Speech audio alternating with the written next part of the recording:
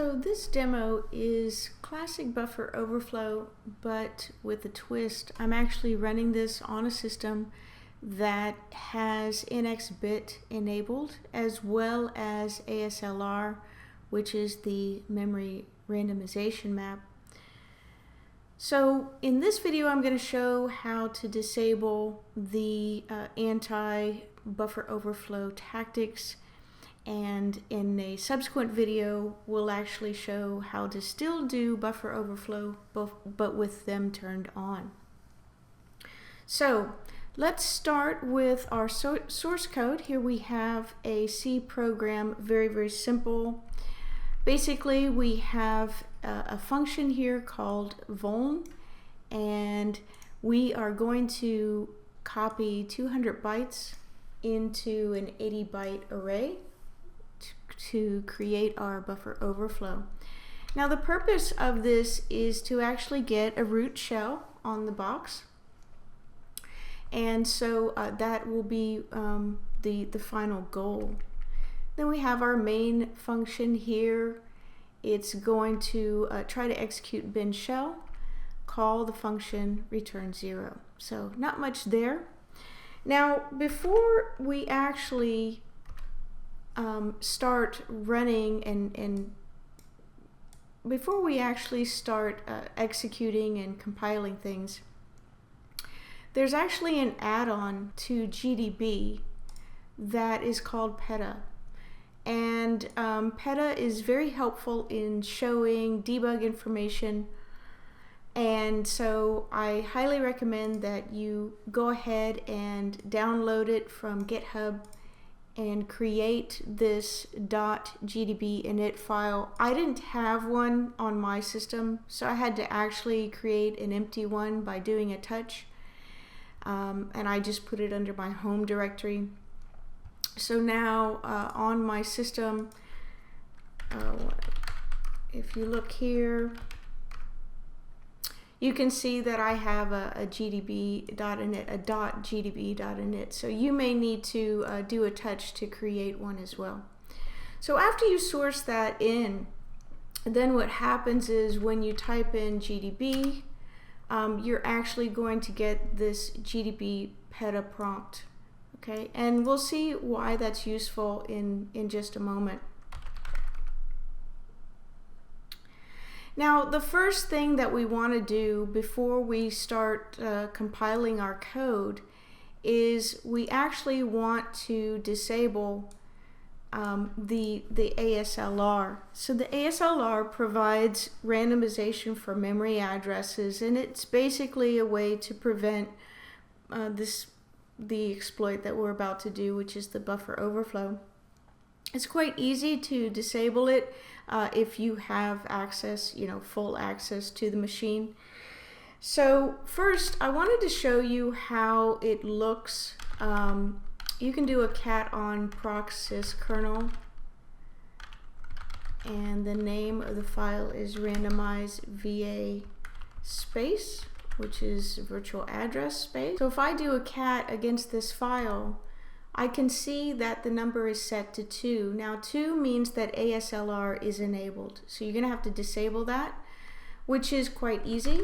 You're just going to type echo and then pipe it to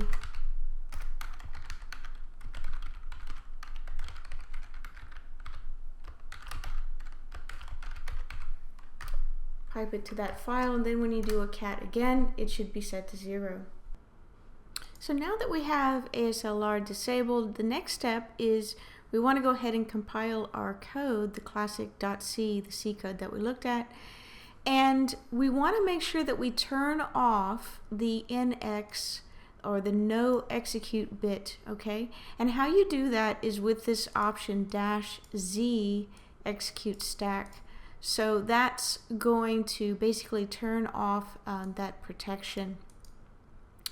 And so we compile that, and then what we can do is take a look at how that looks inside of our GDB PETA. So you're going to type execute file classic. So okay, and so now I know that it is available in PETA. And in order to actually see something done, we're going to have to send in some arguments, right? So we want to create our arguments in a Python script. Now I do have some staged Python scripts that I can share with you, but I want to go through each one and look at what the changes are. So we start off with just the exploit.py. Here we're just going to send in 200 bytes into our buffer. Actually what we're doing is creating 200 bytes that are the letter A, and then we're just creating a file called in1.txt, and then what we're going to do is feed that in to the binary inside of GDP PETA. So for this we just execute and it creates the file in.txt, which as I mentioned is all the A's. Okay, so then we just come over here and we're going to read that file. So PETA gives us a lot of really good information. First of all, it shows that, you know, we've got a segmentation fault, and that's fine. Now we're reading in the 200 bytes. This is our buffer, the file that we created, right? We're not getting a shell yet. That's true because you know, we're not controlling EIP at this point. So all I'm trying to show here is that I was able to overwrite EIP with some A's, and I can see my A's are repeated. So that basically tells me that this program is susceptible to a buffer overflow attack. Okay, great. But the program crashed. You know, I don't have control of it. So how can I gain control of it? We want to actually create a well-crafted buffer instead of just randomly sending in A's, right?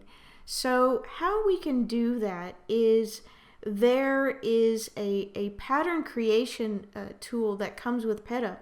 And so we can just give the command pattern create. I want 200 bytes. I'm going to call it pattern.txt. So what happened is we actually have now a pattern. So now we have a pattern that we can actually look at and determine an offset from, right? It's not just a bunch of A's.